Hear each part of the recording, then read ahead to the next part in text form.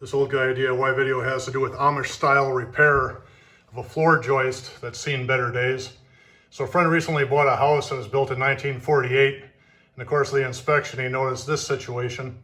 So what we're going to do right now, since I wasn't aware of the problem and didn't have the proper lumber with me, we took some 1x6s that he had out in the garage, and I just screwed them together so they have enough structure to carry the load.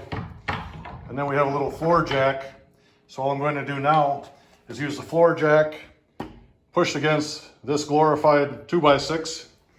We're going to raise this thing up and just put a piece of 6x8 inch, 3/4 inch wood up here to hold it until I can come back with the proper wood. Then we'll drill 1/4 inch holes through it and put bolts and nuts in, and it'll be good forever. But right now we're just going to do the short fix.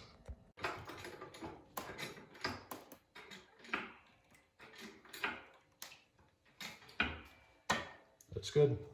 All right, so now we have it pulled up, so the part that are broken away is pretty much flush with the top part.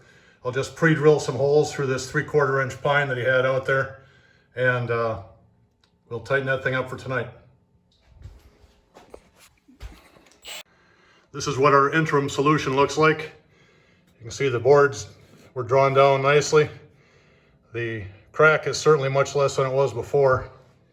I didn't have room on this side to bring the screw gun in, so I didn't put a mending plate over here, otherwise I would have. And I did pre-drill and then shoot 2 3-inch screws in from the bottom.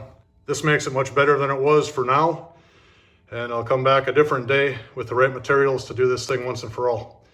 Thanks for watching. I hope this little Amish engineering technique helped you, and have a great day.